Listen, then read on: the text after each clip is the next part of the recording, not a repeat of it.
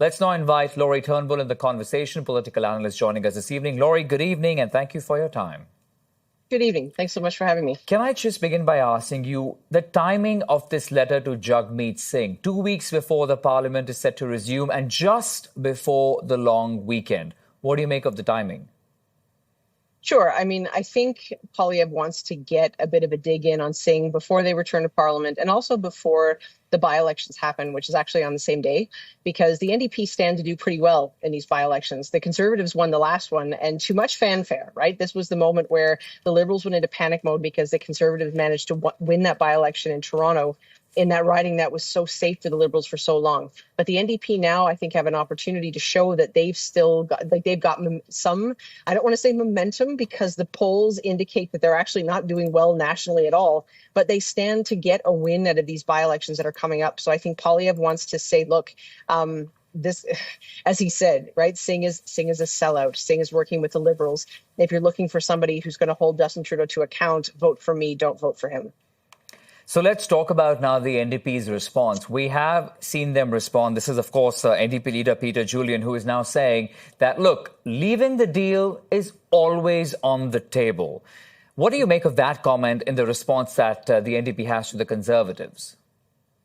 I think they're trying to push back and say, look, this is not the Conservatives' choice when we leave this. This is always on the table, as he says. And I mean, this is not a coalition government. This is not a formal or legal partnership. This is a political partnership that is entirely transactional, in my view, and is probably going to continue until, you know, one of the parties decides that it's in their best interest to get out for political reasons.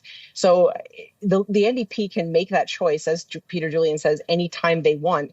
I think they're probably trying to figure out when is that right moment for us to get out of this, because they want to show the voters we got something out of this. We're not just propping up Trudeau for no reason. But at the same time, you know, that we are our own team. We have our own goals, and we're not going to just be satisfied being the partner of the Liberals, however informal that is.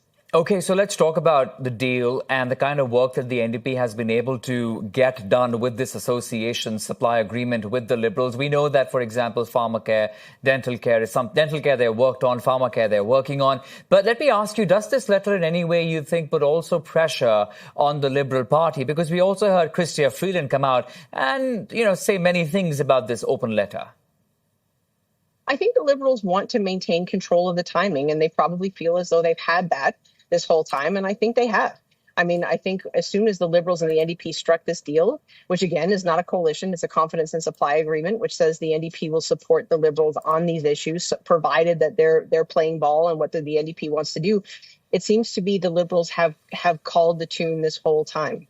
And I think Freeland wants to continue to do that, and I completely understand why. But from the NDP's perspective, they want to say, no, like we're deciding too.